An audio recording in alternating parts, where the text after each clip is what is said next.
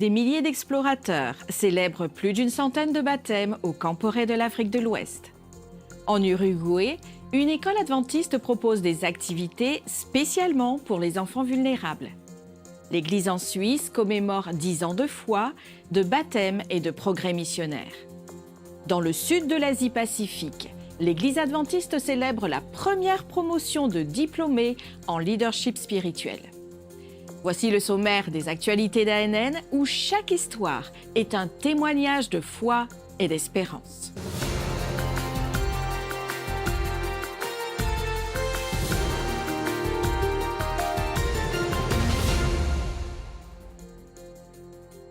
Nous débutons notre épisode d'aujourd'hui par une initiative impactante et pleine d'amour pour affronter une triste réalité mondiale. Des élèves du lycée adventiste de Montevideo, en Uruguay, ont développé un projet d'aide solidaire. Il permet d'offrir un soutien émotionnel et des activités récréatives à des enfants en situation de vulnérabilité. En Uruguay, 2 mineurs sur 10 vivent dans des foyers touchés par la violence domestique. La plus récente enquête sur les ménages en Uruguay, publiée par l'Institut national de statistique, établit que la pauvreté enregistrée chez les Uruguayens de moins de 6 ans est 11,6 fois plus élevée que celle des adultes de plus de 65 ans. Ce chiffre fait du pays la nation avec la plus grande pauvreté infantile en Amérique latine. En outre, selon l'Organisation des Nations Unies pour l'enfance, 2 enfants sur 10 en Uruguay vivent dans des foyers où il y a des violences domestiques, soit près de 400 000 enfants sont exposés à la violence. Beaucoup d'entre eux finissent par être éloignés de leur famille.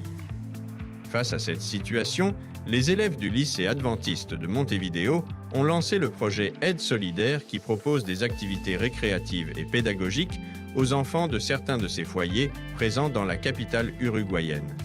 En tant qu'aide solidaire et avec l'aide des 6e, nous intervenons dans les centres, nous organisons des jeux, des activités manuelles, un goûter. C'est une très belle expérience car nous interagissons avec des enfants de différents âges, de 2, 3 et 4 ans. Et c'est une expérience d'apprentissage très enrichissante car ils ont besoin de soutien d'amour et nous essayons de leur donner le mieux possible. C'est un moment qu'ils vont passer agréablement et dont ils se souviendront toujours. Le professeur Gonzalo Iglesias souligne que les activités sociales sont importantes pour développer l'intelligence émotionnelle, mais aussi l'intelligence intégrale des élèves, tout en expliquant que nous ne naissons pas tous avec les mêmes possibilités. Savoir que l'on n'est pas seul et qu'on doit aider l'autre est une question qui renforce l'intelligence émotionnelle, mais aussi spirituelle. Ça fait partie de la formation intégrale que nous essayons d'offrir ici au lycée. Ce n'est pas seulement apprendre les mathématiques, la langue espagnole, mais aussi savoir qu'il y a d'autres personnes que je dois aider, comme je peux. Tout le monde n'a pas les mêmes possibilités, certains sont dans une situation privilégiée et bénie et peuvent soutenir leur communauté. Nous, en tant qu'institution éducative, avons la responsabilité de les préparer à la vie. Faire partie de cette préparation signifie qu'ils apprennent à vivre ensemble, à interagir, à comprendre la solidarité comme une valeur fondamentale de toute société. Eh bien, ce type d'activité est une opportunité de se connecter avec le véritable christianisme pratique tel qu'il a été conçu par le Christ lui-même. Aider, se rapprocher des autres.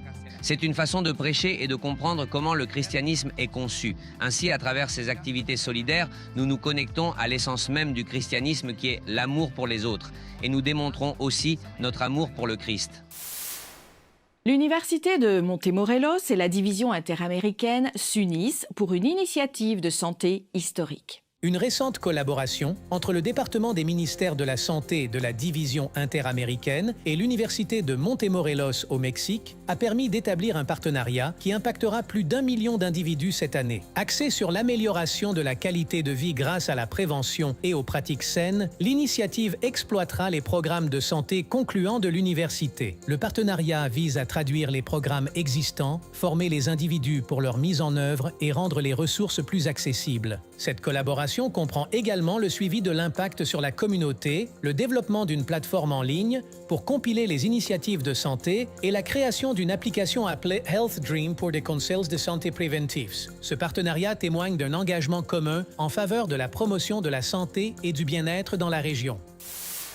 Les bénévoles d'Avon Health Ocala ont prodigué des soins médicaux et un soutien émotionnel à plus de 1400 patients à Quito en Équateur et ont ainsi étendu leur mission au-delà des murs de l'hôpital.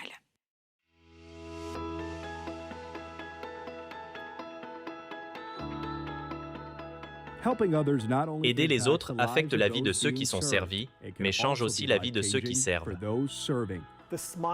Les sourires, les marques d'appréciation, les câlins que les gens nous donnaient impactaient notre raison d'être ici. La présidente et directrice générale d'Avon Health Ocala, Erika Skula, et le vice-président de la mission, Jory Rivera, vont à Quito, en Équateur, avec 20 bénévoles passionnés par la guérison au-delà de leur hôpital. Le deuxième jour, nous avions une file d'attente de plus de 100 personnes qui attendèrent depuis 5 heures du matin. Le lendemain matin, environ 140 personnes faisaient la queue depuis 3h30. Et à mesure que les gens ont fait passer le mot que nous offrions une clinique gratuite, je sais que les gens ont appelé leurs proches dans les montagnes. Et ils ont marché pendant des heures pour faire la queue et obtenir des soins. Le groupe s'est occupé de plus de 1400 patients dans la ville sud-américaine. Des soins de base et d'autres ressources ont été proposés. En plus de fournir des soins importants, le partenariat d'Avent Health avec la clinique adventiste de Quito se concentre sur des domaines clés de croissance tels que l'expansion du programme d'aumôniers, la recherche, la philanthropie et la marque. Nous attendons avec impatience de nombreux autres voyages en Équateur. C'est un projet sur 5 ans et nous développons des plans sur les besoins à Quito, dans les petites zones environnantes et même dans les îles Galapagos. Je sais que la direction de la clinique adventiste à Quito cherche à étendre ses services aux Galapagos où ils n'ont rien. Il y a beaucoup à donner. Il y aura donc plus de photos à venir qui raconteront l'histoire de la mission d'Advent Health. Directement de la région de l'Afrique de l'Ouest, une célébration spirituelle avec plus d'une centaine de baptêmes. Le Camporé Dream Pathfinder a réuni des milliers d'explorateurs. La foule de foulards jaunes a rempli le campus de l'Université Valley View au Ghana. Il y avait des feux d'artifice dans le ciel et de la joie au sol, alors que les rythmes des jeunes Africains enthousiastes annonçaient le début de la célébration. Une marée d'explorateurs s'est retrouvée pour une semaine d'activités variées. Alors, quelle a été ton expérience au camp? Jusqu'à présent, lorsque nous avons commencé la classe Anna, je suis allée au cours de fabrication de savon. Et on nous a donné quelques ingrédients pour passer à la pratique. Et j'ai réussi. Défilés, spectacles, jeux, compétitions, mais aussi solidarité et amour, ajoutés à de grands moments spirituels. Je vis vraiment quelque chose d'assez particulier depuis que je suis arrivé ici. Le Dream Camporé, qui s'est tenu à Accra, la capitale et la plus grande ville du Ghana, un pays situé sur la côte ouest de l'Afrique, a été un événement remarquable qui a réuni plus de 12 000 participants dans un environnement naturel et serein. Je m'appelle Alvina Eshamani Mako et je viens de la Fédération d'Accra. Ce camporé a été une belle expérience pour moi. Juste à côté de moi se trouve le parcours d'obstacles et je m'apprête à l'essayer. Bonjour. Je m'appelle Alvin Ositi et je viens du Libéria. J'ai beaucoup apprécié ce camp jusqu'à présent. Il y a eu beaucoup d'activités, le camp, l'endroit est plus confortable. Les journées étaient particulièrement mémorables, avec des conditions ensoleillées et un climat d'espoir et de renouveau spirituel. Les participants se sont rassemblés à l'ombre des arbres, tandis qu'un orchestre de jeunes jouait des rythmes africains, créant une atmosphère de célébration et de louange. C'était une expérience formidable d'être à la fois instructeur d'Anna et instrumentaliste. Vous devez rencontrer des gens du monde entier. Je prie et je vous invite également à venir me voir l'année prochaine. Le puissant sermon prononcé par le directeur des ministères de la jeunesse de la Conférence générale, Buzi Khumalo, a été l'un des moments forts. Dans son message, il a mis en évidence la nature unique et mondiale du ministère des explorateurs en s'appuyant sur l'histoire de Joseph en Égypte pour illustrer la façon dont Dieu agit de manière inattendue afin d'accomplir ses plans. Les exposés et les activités ont montré que nos jeunes de la division de l'Ouest de l'Afrique sont axés sur la mission. Le ministère des explorateurs est fort dans cette division. Que Dieu continue d'utiliser nos dirigeants et nos explorateurs pour répandre l'évangile de Jésus. Pendant le Camporé, plus d'une centaine de personnes se sont engagées publiquement et ont témoigné de leur foi en Jésus-Christ par le baptême. Le pasteur Alfred Assiem a partagé avec émotion son expérience personnelle et sa joie de baptiser sa fille. Ce moment historique démontre l'engagement de la division de l'Afrique de l'Ouest dans la mission et la croissance spirituelle. C'est la première fois que nous avons une rencontre où plus de 100 explorateurs ont été baptisés. Ils ont donné leur cœur à Jésus et ils ont été baptisés. Nous sommes fiers de ce que le Seigneur a accompli. Les intrépides et courageux explorateurs ont partagé leurs expériences et décrit le Camporé comme une combinaison d'activités amusantes, de nouvelles amitiés et de moments de communion avec Dieu. Quel est ton objectif en venant du Togo? Et on nous a informé que le Camporé s'est nommé Joseph, et le rêve de Joseph, et cela m'a beaucoup plu. Et avoir la vie comme Joseph, c'est une chose qui m'a beaucoup marqué selon l'histoire de Joseph. Et j'aimerais que moi aussi, je puisse faire cette expérience avec Dieu pour que, au retour de Jésus-Christ, moi aussi, je peux avoir le ciel. Nous avons vécu vraiment de bons moments ici et nous avons rencontré beaucoup de nationalités, nous avons eu un accueil chaleureux. Et nous avons aussi eu beaucoup d'activités telles que des distinctions et d'autres activités, des jeux et des expériences aussi spirituelles. Nous avons eu plusieurs activités amusantes. C'était merveilleux. Nous avons visité des stands et nous nous sommes fait de nouveaux amis. Il y a aussi les rassemblements. Tout ce que nous avons fait a été super. Et surtout, nous avons passé du temps de qualité avec Dieu. Et je voudrais vous encourager tous à assister au prochain programme à l'Université de Bangkok au Nigeria.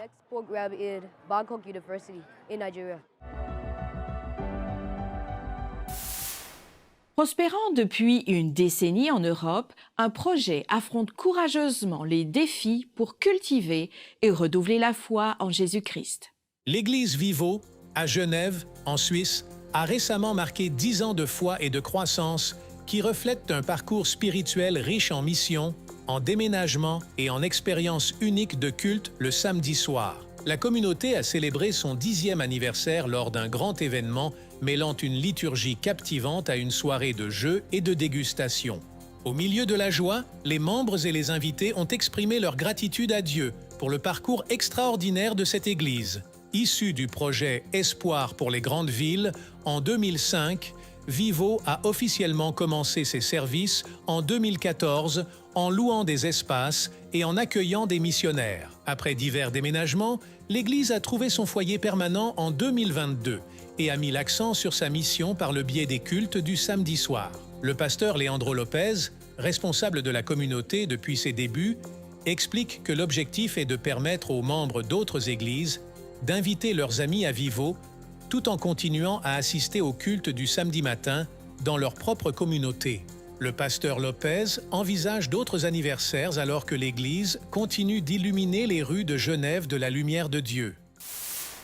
Le Bureau des archives, des statistiques et de la recherche, ASTR, est un département de l'Église adventiste du 7e jour qui rassemble le passé et le présent de l'Église pour inspirer l'avenir. Dans cet épisode, le docteur David Shrim de ASTR et le docteur Dragoslava Santrak, éditeur de l'Encyclopédie adventiste, présentent les débuts du travail missionnaire adventiste en Espagne. Visionnons ensemble. Désirez-vous entendre une autre histoire de l'Encyclopédie des Adventistes du 7e jour? L'histoire d'aujourd'hui concerne deux des premiers missionnaires adventistes en Espagne, les frères Frank et Walter Bond. Vous pouvez accéder librement à cette histoire ainsi qu'à 4000 autres articles sur encyclopedia.adventiste.org. Frank et Walter Bond étaient 2 des 11 enfants des agriculteurs, James et Sarah Bond, qui ont accepté le message adventiste au début de l'adventisme vers 1870. À l'écran, vous pouvez voir la famille Bond. Frank est le plus grand dans la rangée arrière et Walter est à sa gauche. Frank et Walter ont tous deux obtenu leur diplôme du Hillsborough College, devenu l'actuel Pacific Union College, en 1899. Après leur diplôme, les 2 frères sont allés à Phoenix pour vendre des livres adventistes. L'événement décisif qui les a orientés vers une voie missionnaire était la réunion du camp de Californie à Fresno du 30 septembre au 12 octobre 1902. Le thème principal des réunions était les missions étrangères, et lorsqu'un appel a été lancé pour des missionnaires travaillant en Espagne, Frank et Walter se sont tous les 2 portés volontaires. Ils ont navigué vers l'Europe le 26 novembre, 6 semaines après la fin des réunions du camp, et moins de 2 semaines après que Walter et sa fiancée, Léola, se soient mariés. L'Église adventiste du 7e jour est une dénomination reconnue depuis 1863. Elle est une communauté chrétienne mondiale comptant plus de 21 millions de membres qui considèrent la Bible comme leur autorité ultime. Pour en savoir plus sur notre histoire, visitez notre chaîne YouTube.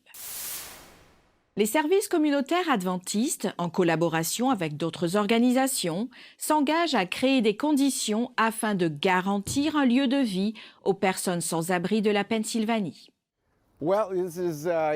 Eh bien, ce sont les services communautaires adventistes et nous sommes ici à Coatesville, en Pennsylvanie, un endroit où nous nous sommes associés à d'autres organisations communautaires et où nous rénovons ou reconstruisons l'une des maisons. Cette maison sera utilisée par des personnes sans abri, ce que nous appelions avant les sans domicile fixe, et elles se verront offrir un endroit où elles pourront réellement rester, résider dans ces maisons. Nous allons loger 3 personnes. Elles pourront vivre et travailler ici à Coatesville, en Pennsylvanie. Nous avons fait cela en environ 2 semaines, commencé le 2 janvier, et nous avons choisi d'avoir une ouverture en douceur le jour de Martin Luther King. À l'époque où cela a été discuté initialement, fin décembre, nous avons décidé que nous voulions avoir quelque chose le jour de Martin Luther King.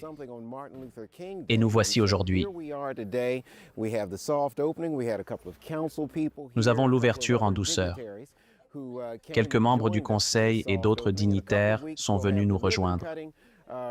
Dans quelques semaines, nous couperons le ruban, début février, et nous aurons réellement cette maison en fonctionnement en tant qu'établissement pour les sans-abri ici à Coatesville, en Pennsylvanie. J'ai parlé à plusieurs personnes qui se sont portées volontaires au cours des 2 dernières semaines et elles disent que ça leur apporte quelque chose de participer à ça. Ici, le jour de Martin Luther King, pouvoir réellement le passer. Oui, c'est un jour de congé, mais pouvoir le passer à travailler pour les autres. Oh, c'est juste une bonne sensation de pouvoir s'impliquer. Et tous ces bénévoles qui ont été impliqués au cours des 2 dernières semaines, ils ont également pu en faire partie. Donc tout le monde est béni, la communauté et ceux qui sont réellement impliqués. Nous vous demandons donc de garder ce projet dans vos prières. Il continuera à soutenir la communauté ici en Pennsylvanie. Nous vous remercions pour cela. Au Brésil, 8000 jeunes échangent leurs vacances scolaires contre du travail bénévole. Le projet Mission Caleb répand l'espoir dans 4 prisons du centre-nord de Espírito Santo, au Brésil. Avec plus de 8000 bénévoles, le projet cherche à atteindre environ 2000 détenus grâce à des visites quotidiennes, incluant des chants, des témoignages et des études bibliques interactives. Il vise à transmettre un message de rédemption et à favoriser la réflexion au sein des murs de la prison. Cette initiative profite aux détenus, mais a également un impact transformateur sur les jeunes bénévoles qui ont à exercer l'empathie, la compassion et la responsabilité sociale. En plus des activités axées sur la prison, des milliers de jeunes de différentes régions du Brésil et de 7 autres pays d'Amérique du Sud consacrent leurs vacances scolaires à participer à des actions caritatives. Dans la région centre-nord de Espírito Santo, la Mission Caleb mobilise plus de 8000 jeunes dans des initiatives sociales. Ce projet encourage les jeunes, par l'intermédiaire de l'Église adventiste du 7e jour, à consacrer 15 jours de leurs vacances pour soutenir les communautés dans le besoin et diffuser des messages d'amour et d'espoir. Les 8000 jeunes sont répartis en environ 200 équipes de 150 bénévoles chacune. Leurs actions comprennent l'éducation à la santé par le biais de conférences, de foires et de cours, mais aussi des services communautaires tels que le don de sang, le nettoyage des espaces publics, la rénovation de logements pour les personnes dans le besoin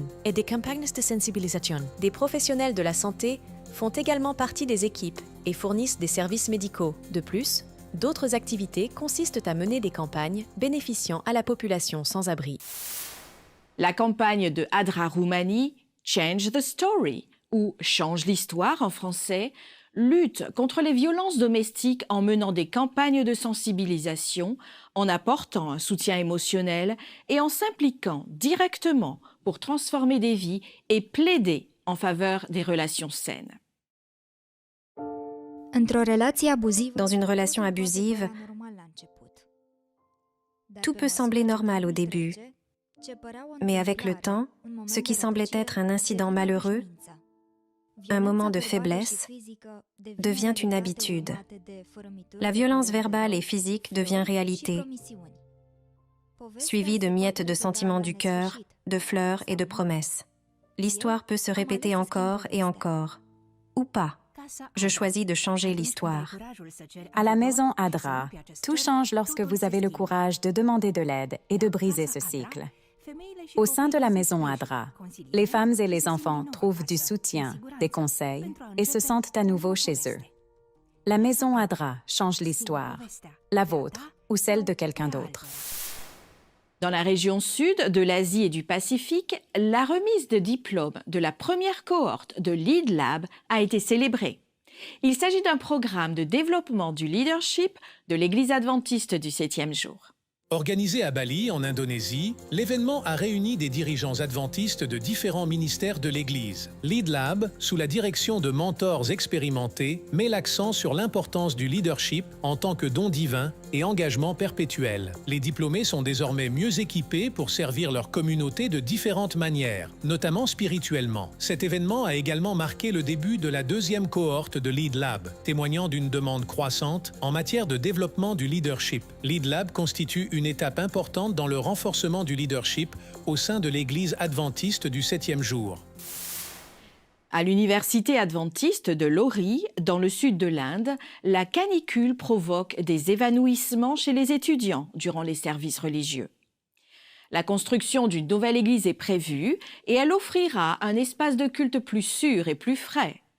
Cette initiative met en évidence l'engagement de l'université à associer éducation et bien-être spirituel. Suivons ensemble cette histoire envoyée par la mission adventiste. Imaginez que vous assistiez à un service religieux et qu'il fasse si chaud que vous remarquiez que les gens autour de vous s'évanouissent. C'est cette situation que l'université adventiste de Lori tente de résoudre. Cet établissement du sud de l'Inde, vieille de 108 ans, a adopté une approche holistique de l'éducation. Nous avons un temps de prière quotidienne. Nous conseillons les étudiants et abordons également les besoins de leur famille. Lorsqu'il y a quelqu'un de malade à la maison, nous prions spécialement pour lui. La plupart du temps, nous étudions la Bible avec eux parce qu'ils ont beaucoup de questions sur les Écritures. C'est donc à cela que nous répondons. Les enseignants nous aident énormément en discutant sur des sujets portant sur notre avenir et aussi dans la vie chrétienne. Ils m'ont beaucoup aidé à développer mon caractère et tout ce qui est du domaine académique. Cette année, 2156 étudiants sont inscrits à l'université adventiste de Lori. Cette université utilise un ancien auditorium comme lieu de rencontre religieux depuis près de 60 ans. C'est là que se tiennent les réunions de prière, la chapelle et les cultes du sabbat. C'est dans ce même bâtiment que l'église anglophone de Lori Memorial célèbre ses offices. Des étudiants de diverses confessions religieuses acquièrent leurs compétences en leadership en participant au programme de l'église. Ils ne connaissent pas Jésus. Ils ne connaissent pas le style de vie adventiste ou quoi que ce soit d'autre. Mais nous ne les repoussons pas. Nous les incluons et les enseignons. Nous leur montrons l'amour de Jésus. Et grâce à cela, beaucoup d'élèves ont eu une expérience positive à Lori.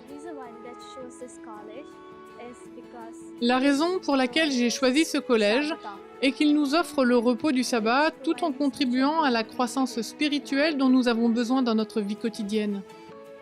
Les étudiants apportent beaucoup d'énergie à tout ce qu'ils font, et cela se ressent au-delà du campus. Les membres de notre Église sont passionnés. Ils ne veulent pas se limiter à l'Église. Ils veulent faire quelque chose en dehors de l'Église et ils veulent amener plus d'âmes à Jésus. Cette université a contribué à ma croissance spirituelle en m'impliquant dans des activités telles que le groupe de jeunes adventistes et en visitant des gens comme des orphelinats, en priant pour eux et en leur faisant connaître l'amour du Christ. Plus de 650 personnes se pressent dans ce lieu le sabbat. Outre le fait qu'il est trop petit pour permettre à tous les étudiants de se réunir pour le culte, ce vieux bâtiment se détériore progressivement et présente des risques pour les étudiants. En été, il fait trop chaud et notre équipement ne fonctionne pas toujours. Des étudiants se sont évanouis et les systèmes de climatisation et de ventilation ne sont pas assez performants à cause du toit en tôle que nous avons et pas seulement à cause de la chaleur. Lorsqu'il pleut, le toit fuit, ce qui endommage le mobilier. De plus, des moisissures et des champignons poussent partout. C'est notre prière d'avoir une église dévouée qui aidera nos enfants à apprendre et à étudier la parole de Dieu. Ils chanteront des louanges, ils seront rapprochés du pied de la croix. Et nous souhaitons que cette église devienne une grande bénédiction sur ce campus. Merci de prier pour les étudiants et les professeurs de l'Université adventiste de Lori. Ce trimestre, une partie de l'offrande du 13e sabbat contribuera à la construction d'une nouvelle église sur le campus. Merci pour vos dons qui permettront de réaliser cette installation indispensable. Sur ces histoires inspirantes, touchantes et réconfortantes, nous concluons les actualités ANN de cette semaine. Merci de nous avoir suivis. Rejoignez-nous la semaine prochaine pour plus de nouvelles du siège de l'Église adventiste du 7e jour. Saviez-vous que l'Église adventiste a une chaîne YouTube où vous pouvez regarder ANN Vidéo, ANN in Depth et plein d'autres vidéos étonnantes sur la prophétie, la santé et l'étude de la Bible? Cliquez sur le bouton s'abonner pour ne jamais manquer une nouvelle vidéo. Vous pouvez également nous laisser un commentaire ou un sujet de prière, une équipe prie pour vous. Avant de nous quitter, voici une bonne nouvelle tirée du psaume 90 au verset 12. Enseigne-nous à bien compter nos jours, afin que nous appliquions notre cœur à la sagesse. Ainsi s'achève notre programme de cette semaine. N'oubliez pas que vous pouvez toujours visiter adventiste.news/fr pour des nouvelles quotidiennes et des vidéos. À la semaine prochaine pour d'autres nouvelles de foi, d'amour et d'espérance. Que Dieu vous bénisse.